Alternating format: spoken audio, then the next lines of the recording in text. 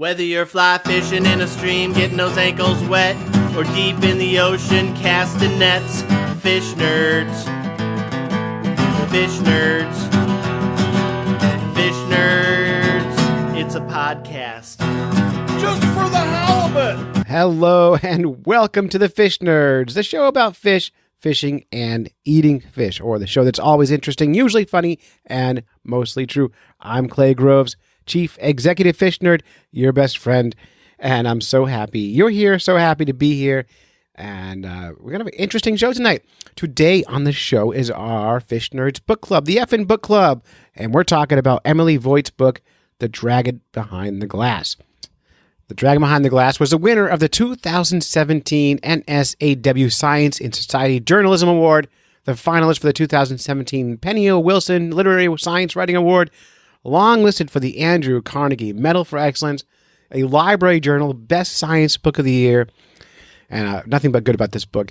Here's the description from Amazon. An intrepid journalist's quest to find a wild Asian Arowana, the world's most expensive aquarium fish, takes her on a global tour in this engaging tale of obsession and perseverance, and an enthralling look at the intersection of science, commercialism, and conservationism. A young man is murdered for his pet fish. An Asian tycoon buys a single specimen for $150,000. Meanwhile, a pet detective, alrighty then, chases smugglers through the streets of New York with the taut suspense of a spy novel from Discover Magazine. The Dragon Behind the Glass tells a story of a fish like none other, treasured as a status symbol, believed to bring good luck. The Asian Arowana, or dragonfish, is a dramatic example of a modern paradox, a mass-produced endangered species, while hundreds of thousands are bred in captivity. The wild fish has become the near-mythical creature. From the South Bronx to Borneo and beyond, journalist Emily Voigt follows the trail of the Arowana to learn its fate in nature. Dun, dun, dun. Those of you doing your effing homework would have already read this. If not, that's fine. We don't give away any spoilers in this, but we're lucky tonight because Emily Voigt is actually going to join us on the show, and that's really, really cool. So the fact that she wants to come on the show blows my mind. I love this stuff. Which is really great. So, before we get to that, though, we did get one call. A friend from Houston called us to share his experience with the Arowana, which is what the book is all about. He's going to share that. Then we're going to jump right into our conversation with Emily Voigt. Joining us on that conversation was Doc Martin and our effing librarian, Jeff Donaldson. And they will share their experience with the book, and then we'll talk to Emily Voigt, have a great conversation, and that'll be this show. Hey, it's Drake again in Houston. Want to share this story with you regarding the Arowana fish. It's a boring story, but I'll share it with you anyway, just in case no one else calls in to share the story. I used to live in Michigan, and a friend of mine had a Chinese restaurant in Grosse Pointe. And late night, we'd go over to his restaurant when it was closed, and he'd cook up Chinese food. Well, they had a fish tank with an aquarium with about 3 feet long that had this Arowana fish in it. And while my friend would be cooking up this Chinese food, I'd stare at this fish and think how cool it was. It kind of was, to me, it looked like a cross between a tarpon and a kind of a snakefish. It was just an interesting looking fish, had some kind of dangling thing on the front of its head. So I got kind of used to seeing this fish, and I always thought how cool and powerful it was. When you kind of aggravated it, it really kind of just took off in the fish tank and could really splash that water around. Well, anyway, one night we ended up going back to the Chinese restaurant, and I noticed that the fish wasn't there, and so I inquired where the fish was. And unfortunately, the fish was so powerful that it toppled the aquarium over and shattered in a million pieces, and the fish ended up dying one night. So that's my sad story. To me, I always kind of thought that fish was trying to get to Lake Michigan, which was only a couple 100 yards away from Grosse Pointe, and never quite made it. But anyway, it was a really neat fish and very powerful, and ended up actually causing its own demise. It was so powerful. But anyway, I want to share this boring story with you. Hope you're doing well up in New Hampshire. Take care. Bye. That was amazing. I can't believe she came on this show with us.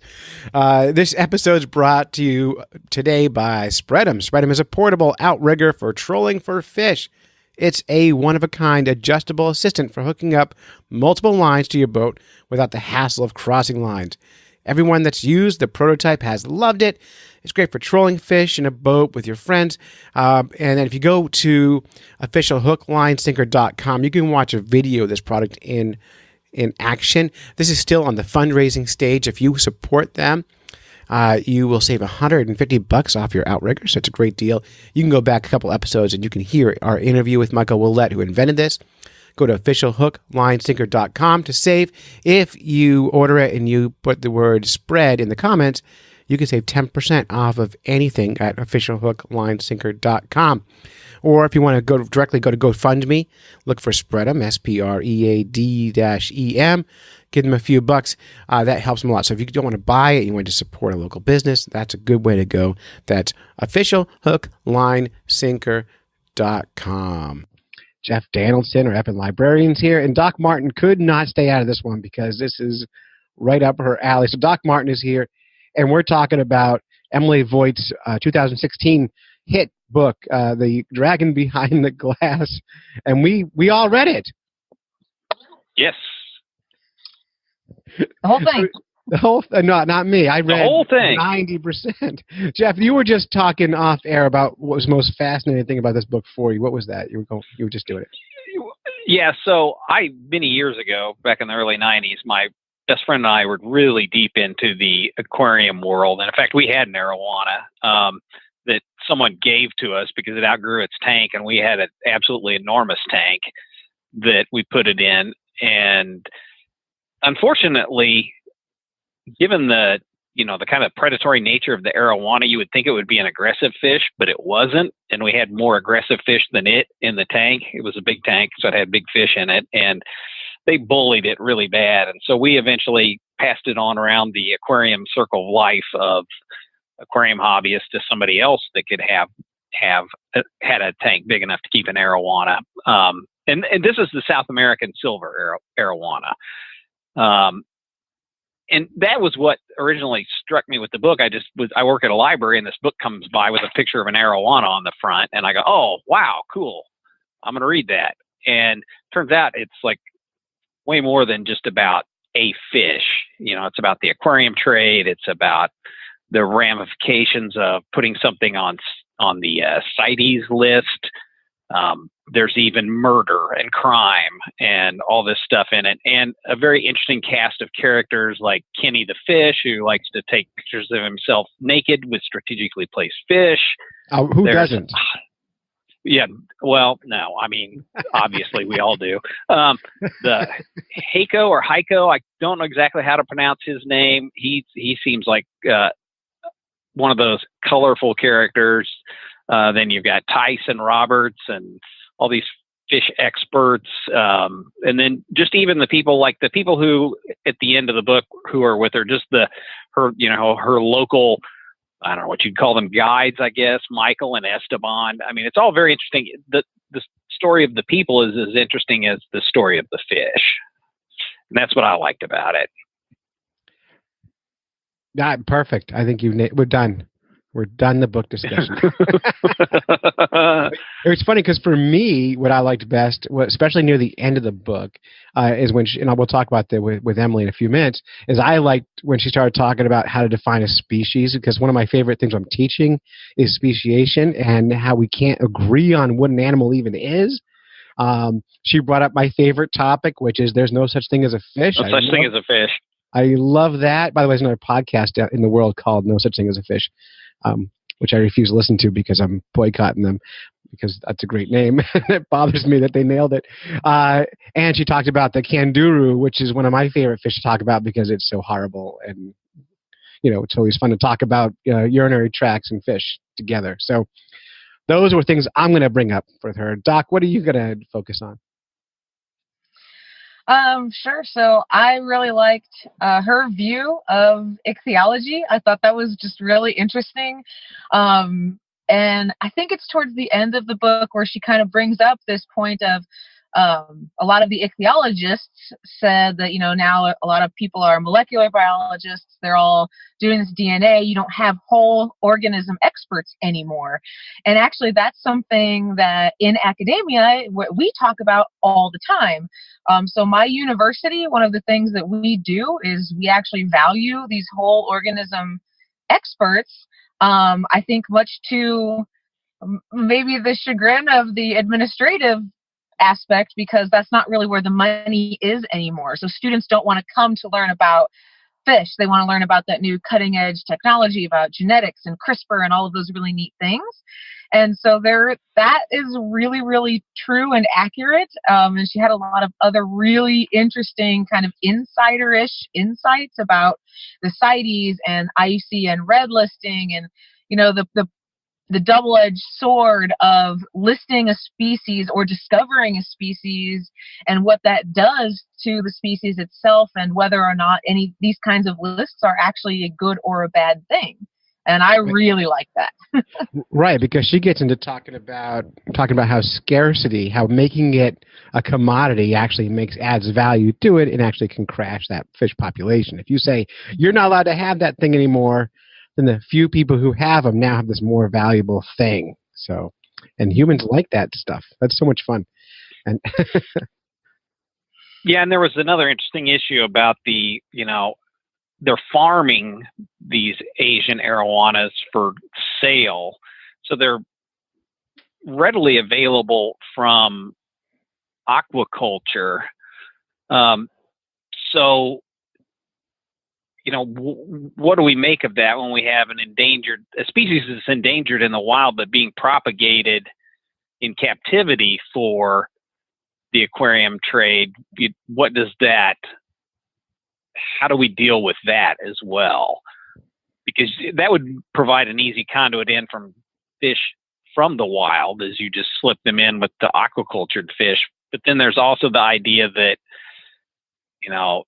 these aquacultured fish are being selectively bred for what we want and not necessarily keeping to what the original arowana genetics for wherever it originated, which of these subvariations, subspecies or species or whatever you want to call them, which it's hard to tell what's what, as Erica and you said. But the issue of, we're creating these kind of domesticated arowanas, and some people are like, well, we could just put those back in the wild, and well, that's not the same fish that you started with.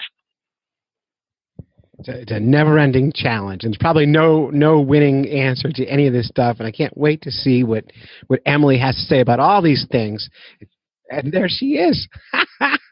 Hey, welcome. Yeah, thank you so much for having me. I'm delighted to be on. Yeah, and congratulations. I know how much work it is to get any of this stuff done, and you did this huge project. And we're going to jump right into the conversation about the book.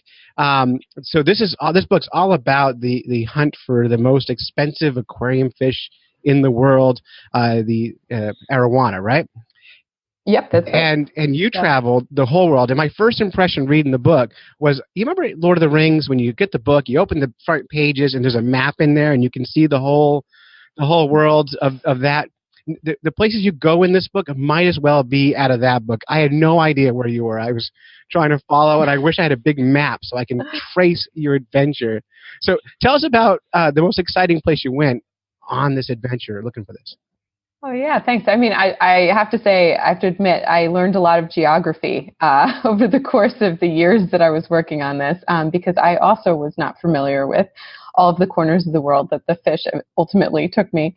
And it's also interesting you mentioned Tolkien, because I started to think of the fish as kind of like the ring. Like it was fundamentally corrupting to anyone who got a hold of it, and myself included.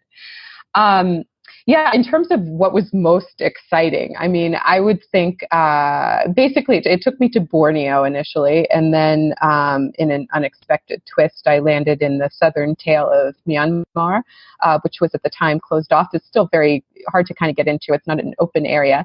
And ultimately, I landed in the Amazon. And I think that the stakes kind of kept escalating for me. So it just got more and more exciting. And each kind of leg of the quest holds a special place in my memory for sure. There's nothing like the Amazon though, especially for a fish person. I have to say. So you got sucked way down the rabbit hole with this one. I mean, it was an amazing adventure. Jeff, you were talking about some of the characters that she met along the way. I think in the book, really, what brings this book to life is the character development. Jeff had some thoughts on that. Yeah, I at one time in my youth was deeply involved in the aquarium world, and I had some knowledge that there were these people out running around trying to find fish in various places. And the whole kind of cast of characters, especially Heiko, how do you pronounce his name? Heiko Blair, yeah. Heiko Blair is a kind of a shadier version of Indiana Jones. I kind of get the feeling that he's, and Kenny the fish certainly is a very interesting, colorful character. Anyone who has pictures of themselves naked with strategically placed fish is an interesting character. We all have Tyson. Those. Yeah, I know. yeah. Tyson Roberts, Ralph Britz, Alex Chang, and even like Michael and Esteban, who are your guides essentially there in the Amazon. I really enjoyed that this was as much about the people involved as it was about the fish. I think that kind of, if you're not a person who's a total science geek or a fish geek, the story of the people alone, like Heiko's mother being this, Amazon explorer, it's all very, very interesting. And I think that's one of the aspects of the book that I really liked. Thank you so much. Yeah, I mean, for me, I wasn't a fish geek when I started this whole thing. I didn't think I had any particular interest in fish, actually. So it was definitely the characters that pulled me in. And Heiko, you mentioned, when I started kind of keeping up with him and meeting with him in New York when he came through, I started to realize that this was a story that had legs, no pun intended. But yeah, because fish don't have legs. But his story and the story of his mother, who was so Heiko Blair, for those who haven't read the book, is a third generation ichthyological explorer. His mother took him and his siblings into the Amazon rainforest, into an uncharted region of the Amazon in the 1950s in pursuit of what was then the world's most expensive aquarium fish, the discus. And they lived with cannibals. I mean, it's really the kind of story that makes you question its veracity. And that tends to be the sort of story that I'm attracted to. Where you really have to dig to find out if things are true. And in this case, I found that the truth was way weirder than any fiction that I could have come up with. Yeah. So that whole story, that whole side story with all the cannibals and stuff, I found that fascinating. I kept imagining the big movie of this book, and who would play you in the movie if this were a movie? Oh, God. I've never been asked that. That's a little hard. You know what, though? I have to say, we were watching Homeland the other day, and my husband said Claire Danes because, I was pretty crazy when I was pursuing this fish sometimes. I mean, it's sort of like a paranoid world, and being on my own in kind of unfamiliar settings with all these kind of amorphous threats, I definitely kind of succumbed to the paranoia, especially traveling in Myanmar, which is you're always expecting to be watched by the government anyway. I'm sure I was watched, but it definitely had that kind of spy element to it. That's a possibility. How many laws did you break doing this research? Oh, I hope none. I have to say, I hope none. I write in the book that breaking rules definitely makes my feet sweat like I am. And it's true. I just am not the type to break rules, but I sort of succumb to the quest too. And maybe cut a few corners in places, but not necessarily knowingly. Like when we ended up in Colombia over the border, it was a surprise to me. I didn't know that we would be, or in Brazil from Colombia. It's the middle of the rainforest, so it's hard to know where you're crossing what border. But yeah, no, it was definitely an adventure. It's really cool. You did a great job of like breaking out the adventure and the travel, the culture of the fish collection, and then the science of it, which I found fascinating. How you could pull all three of those things together into one arc. That really worked well together. Now, Doc Martin is our resident scientist.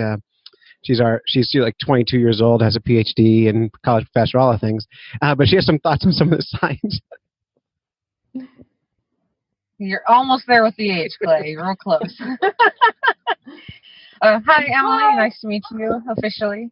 So I finished your book yesterday. I really enjoyed it. So I started off with a love of fish. When I was about in second grade, I wrote that I wanted to be a fish biologist. So coming from the other angle there. And so I really enjoyed when you met these ichthyologists and these famous fish people. You had a lot of really great insider insight that I'm not sure if you realize how well you really hit the nail on the head there. I think my favorite one, so being a trained kind of ichthyologist and fish ecologist, the whole organism scientist, I thought that was really interesting that you brought up later in the book that a lot of people like me complain about this way that we're going with molecular and genetics and stuff like that. And I was just wondering, what else beyond what you had said briefly in the book did you notice about that kind of way science is going? And how do you feel about that? Right. Well, so what you're referring to is this sort of shift in biology that happened after, the molecular revolution, and then all the funding started going towards DNA and genetics and that kind of work. And we are losing a whole body of knowledge pertaining to whole animal biology. So that means taxonomy, systematics, all those fields that used to be kind of the fundamentals of biology, but that are not taught so frequently anymore at the college level, at the high school level. It's something that it was a big hole in my own personal knowledge that I don't even think I realized I had until I was reporting this book. So I'm particularly interested in birds, but it was only really by doing this book about fish that I started to learn what was what, and to know my species and be able to identify birds. I mean, I know a lot of people do that as a hobby, but it was something that I just grew up thinking I love birds, but I didn't know what, a brown booby from a tufted titmouse. I didn't know what was what. And I think that that's more common than not today, especially with fish. I have to say, like, they're less, birds are easier to see. So I feel like that was something that I learned as I was doing this book, that it wasn't sort of like I had just missed the courses I might have been interested in. It was that there had been this huge shift in the way that we teach biology and the way we think about biology, and it was like we had left out some very basic information that I really think that all kids should be taught. And it's something that I think about now. I have a 2-year-old, my takeaway from this book, as much as anything, is that the first step to any kind of biological knowledge has to be kind of knowing what's out there, knowing what the names of species are, how they fit together, evolutionarily speaking, their history, all of that. And that's something that I really hope that he can learn at a younger age, and that maybe we can start to bring back. That was definitely a big part of the sort of journey of discovery for me. And just as an aside, that's what I admire about the aquarium hobby. I think that Linnaeus wrote that if the name be lost, knowledge of the thing is also lost. I love that quote because it's true. Nobody knows the names of these little fishes from such and such tributary in the Amazon. And you go to these meetings with sometimes it's, people who keep fish, it's like really a diverse set. And so you have people who are doing all kinds of different things professionally, but yet they're just so passionate about the hobby, and they will just rattle off these Latin names. And I find it so impressive. I find it really admirable. There are certainly things to criticize about the hobby. I'm not a fish keeper myself still. There's sort of different paradoxes within the story of the arowana that I had to kind of really work on the story for a long time to even get my head around, such as the fish being a endangered species, but also mass-produced, and how that can come to exist and why that matters. How putting a fish in a tank in your living room is just because a fish exists in a billion tanks, it can be really gone in the wild, and it's like the living dead, from an ecological sense. And I think these are things that not everybody knows, but in terms of knowledge of the natural world, I can't fault the aquarium hobby, because I think that it is really this holdover from this wonderful period in the 19th century when amateur naturalists basically invented modern biology. I find it really admirable. Good. Now, one of my favorite, I have background in science teaching, and when you got into the science of the book and talking about speciation and defining species, my two favorite games I do with kids is, one, have them define species, and two, have them define fish. Two things that are impossible to do, and it's activity I always run with groups of students, and it never comes out. And you hit both of those things in your book. I'm like, it's like I wrote this chapter. And then you said there's no such thing as a fish, which is a thing I've been saying for years, based on the same quote that you read in the book, that you wrote in the book. So I listened to the book on audio, so I feel like you read it to me. I'm not a good reader. But I love that you pulled that science in. And it's interesting, I was reading some of your reviews on Amazon, and you got only 2 2-star reviews. And one of them criticized your extra science in the book. It kind of went on about how you spent too much time talking about species and defining fishes. And how do you feel about people who criticize you for being a nerd? Oh, I don't know. I mean, first of all, I'll own it. I like the name of your podcast, and I'll own my nerdy identity for sure. I think when you write a book like this, I think you just have to write about what interests you personally. And follow that as a gauge. I mean, you do need to listen to readers when you're developing drafts. If you go, I had to cut a lot of science too. Because it needs to be accessible and it needs to be punchy. So nobody wants to read tons of stuff. Doc Martin does. Yeah. Yes, I definitely do. Yes, thank you.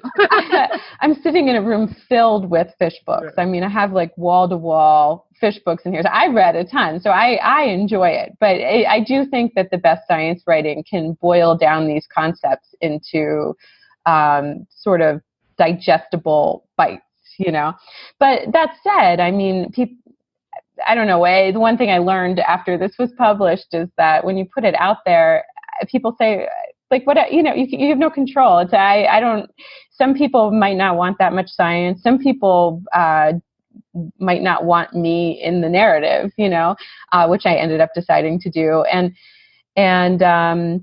you just sort of have to write what you would want to read. And that's how I think of, the final product. Well, I think it was smart, and personally, I like reading books in the first person, so that works better for me. So you wrote it for me, thank you. And also, I want to thank you for including the kanduru in that in the story. It's one of my favorite fish to talk about. I bring it up whenever I can because it always makes people squeamish. I'm not going to get into that fish too much because the readers can digest that on their own. But it made me so happy. I'm like, oh, finally, someone else thinks that's funny. Oh yeah, I mean, like I don't know how much you want to say, but the kanduru is known to. It's kind of a little bit controversial, but it basically swims up private parts your and pee gets holes. stuck is the idea. Yeah, exactly. And so, and it's not too discriminating. So any hole you can think of, it will gladly get confused and end up in there. So, yeah, I just like, I don't know, as you might know, I mean, I wrote a book about like a fish that can sell for hundreds of thousands of dollars, and I'm obviously attracted to drama. I don't pretend that it was sort of the nuances of the story that drew me to it. I was all about people punching each other out in fish thefts. And, the crazier, the guy, Kenny the fish, posing nude with strategically placed fish, that kind of stuff made me be like, eureka, this is it, this is the story for me. So when I came across the Kindy rule, that had to go in there. You had no choice. We should talk about the arowana a little bit. We've been talking about everything else except that. It's like we're avoiding the main topic of the book. Now, when you first started out, you didn't think much of this fish. But as you got more addicted to this quest, how did your feelings change towards this animal? That's a good question. Yeah, I mean, they did change. They changed. I worked on this book for a long time, so they changed multiple times. So initially, I sort of set out because I didn't understand it at all. In the United States, the fish is prohibited. It's banned. You can't bring it in legally as a pet because it's an endangered species and it's listed on the U.S. Endangered Species Act. So when I was first exposed to the fish, it was in the context of a pet detective in New York, somebody policing the illegal wildlife trade in New York City. And I didn't get it. Why would people risk so much for a fish? And, it seemed funny to me. There are a lot of serious issues here. And ultimately, I think the story of the arowana is really like a very grave tragedy. So I don't mean to make light of it. But I was picturing somebody coming in with a suitcase with a fish. Like, how do you even traffic a fish? I couldn't figure it out. And then when I looked it up and tried to get to the bottom of it, I saw stories of like an Australian housewife getting caught in the airport because she had an arowana underneath her skirt. And the quote was something like, "We heard these flipping and flapping sounds." That was at the airport. So the security officers ended up finding out she had like 51 fish beneath her skirt. Just like, and she was just a normal woman, like in her mid-40s, like at home with her kids, who got like just too caught up in her desire for this animal. It's also banned in Australia because of invasive species concerns. So the U.S. and Australia are the two countries that ban it.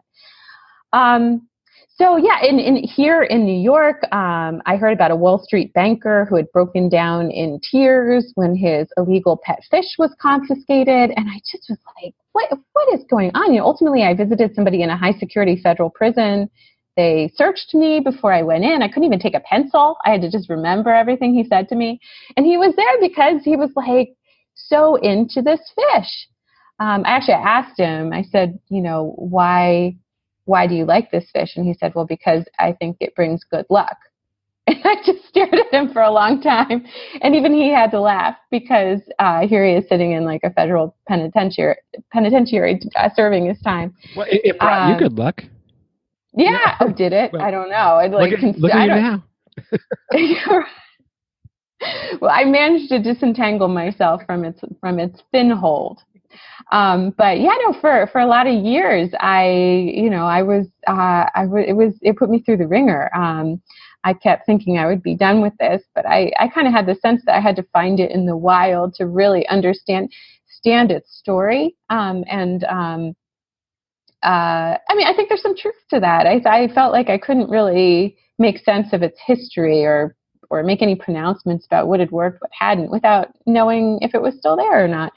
It's interesting. You just brought up finding in the wild, how you had to find in the wild to really tell its story. Your other negative review on Amazon criticized you for having to find this fish. And I'm not making this up. Go to Amazon, look at the 2-star reviews. One of them hit you and said, by having to find this in the wild, it made it all about you and not the fish.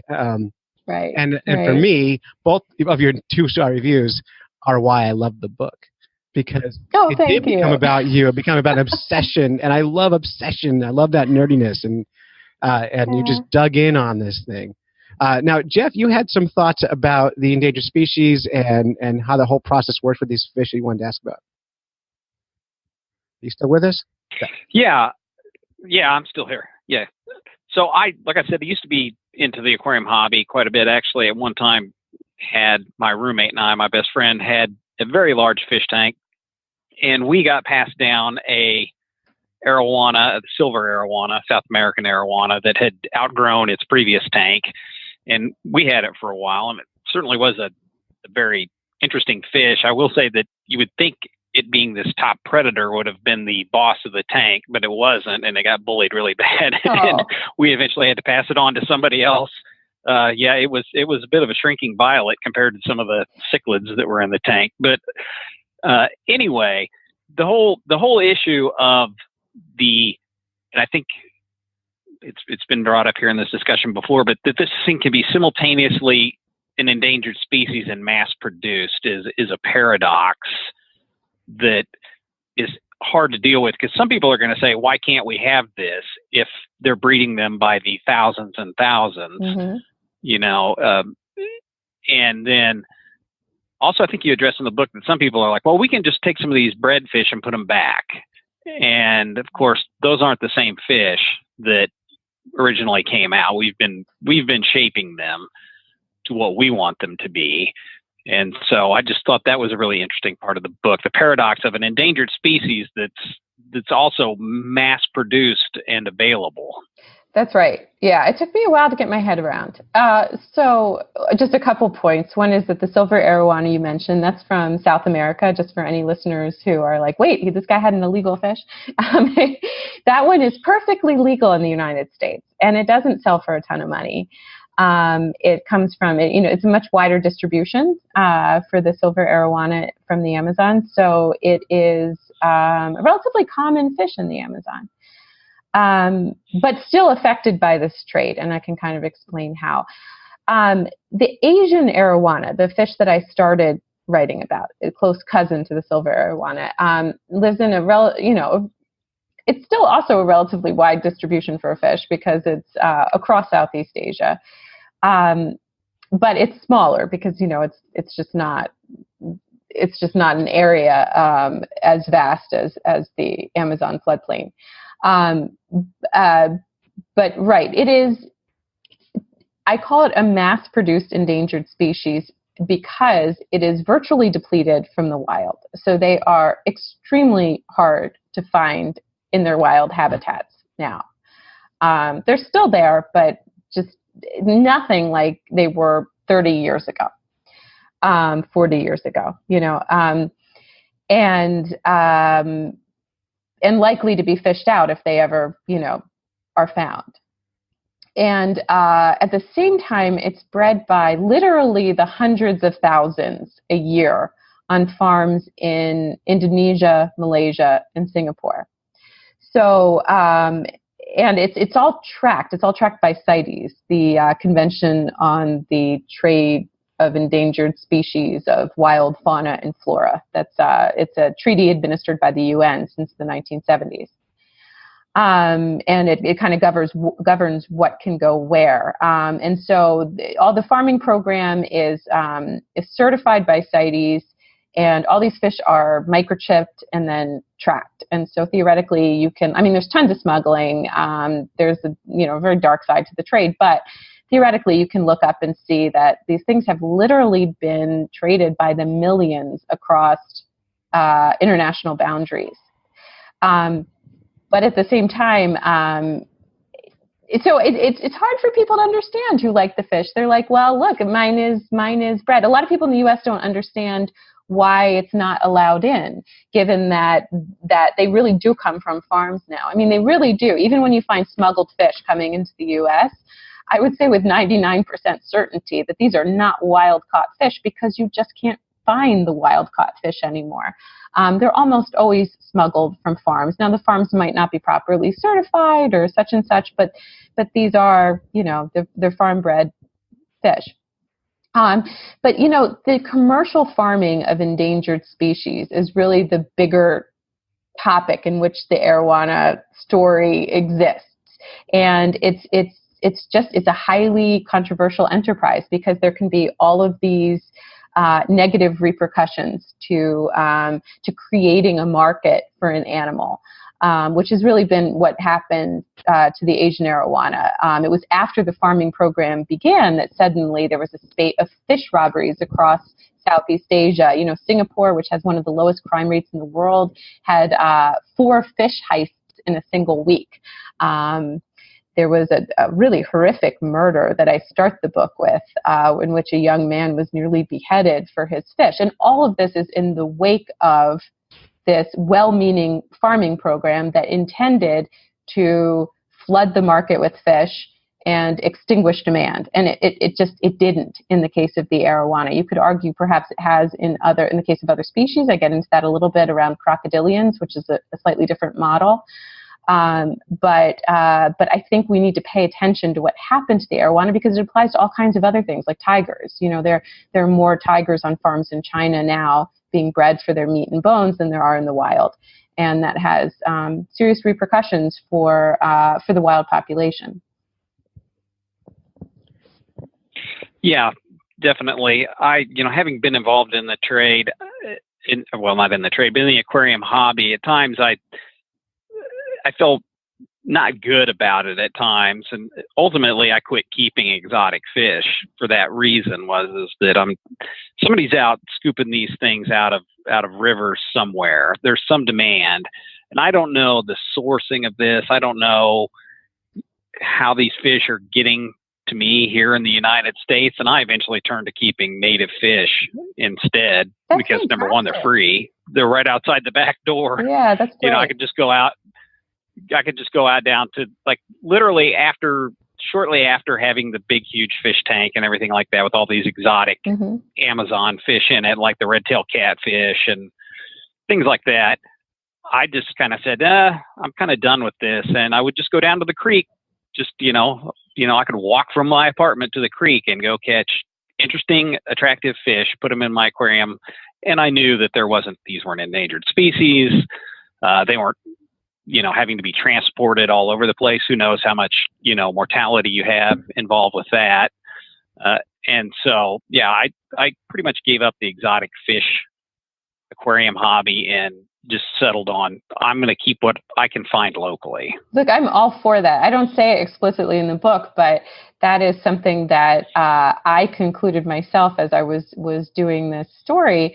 A lot of people don't even know what's in their own backyard in terms of the native species. And when you keep native species too, you also you're more aware of what's going on, what's happening to their habitat around you.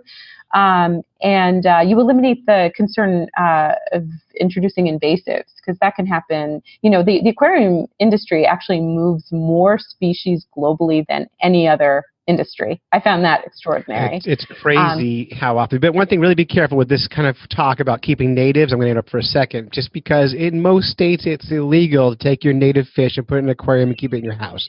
So check your laws. Don't say Emily told me to take all the fish out of the river. Yeah, please.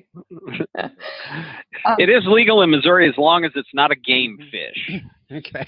I see. Yeah.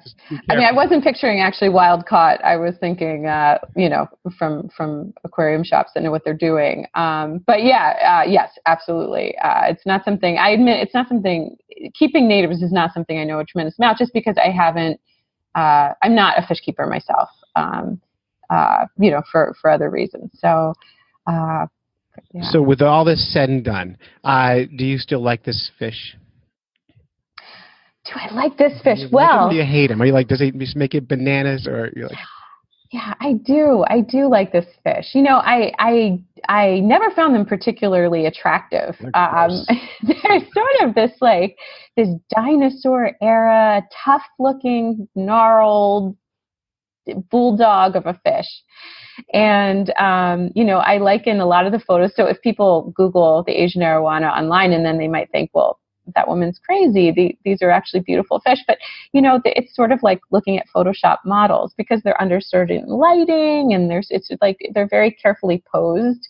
But when you go to see them in someone's tank, I mean, they're really this sort of rough-looking creature. I would say that I really respect the Asian Arowana. I don't know whether I like it or don't like it. I'm not sure I like it in people's homes. I like it where it has been living for millions of years. It really is relatively unchanged since the time of the dinosaurs, which is just an extraordinary thing to think about. And I respect that and would hope that we can find a way to keep them where they've been for so very, very long, rather than having a fad that's really very shallow. It only sort of arose in the mid 70s, rather than having them extirpated just within our lifetime. Well, perfect. Doc, do you have any final thoughts, questions?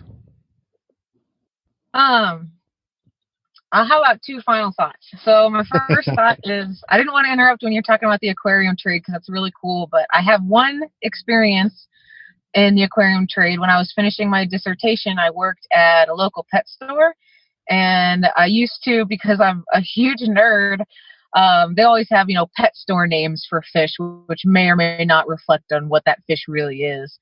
And so they had one in a saltwater aquarium, and I wanted to feature it as Fish of the Week. My boss let me do this, and then we gave a little discount or whatever. And as I tried to find out what this fish was, I couldn't find it online. It was being sold as something, but I was pretty sure that that's not actually the right species. And so I actually tried to call the distributor, and the guy that I got a hold of via email was so excited to talk to me about it. And this fish came in from the Philippines. And then all of a sudden, after 2 weeks of kind of back and forth, he just completely cut contact with me once he found out that I was a research scientist. Just absolutely stopped. And that's kind of interesting stuff. Why do you think? You think it wasn't, there was some funny business going on? Well, it's hard to say because I know we talk about where do fish come from and are they farmed or are they native caught. Once you get out of freshwater, especially kind of in the Philippines areas, some of the practices aren't so great. So, I'm not using any distributor names or anything here because I don't want to put anybody under the bus since I don't actually know. But I just thought it was really interesting that someone that worked for that company was so enthusiastic to help, until he started to ask, well, what do you do? Why do you want to know this? And I started to tell that person, and then just nothing. And I've never heard from them ever again. It's not always, it's certainly the arowana trade is not open. It's a very closed trade, but I've heard that can apply to other parts of the aquarium trade as well. Yeah, there's some pretty shady stuff that happens in the aquarium trade, particularly with, I think, some of the bigger, sexier fish. I think you even used that term, that there's the sexy fish and the not sexy fish that people want to have in their tanks. That's right. The arowana is unfortunately sexy. Yeah. So we're gonna wrap up here. Two more things. Rhett, do you know Rhett Talbot? And I say hi back. Rhett's a great guy. We spoke after the book came out. Yeah, great guy. And we also want to know what's next for you. What's your next big nerd adventure besides a baby? What, you have a 2-year-old? Right. What's next? Right. So I am doing a little research into how would I put it that doesn't give everything away. Give it away. Yeah. Tell us. I'll just say hybrids. I am researching human and other animal hybrids. Right.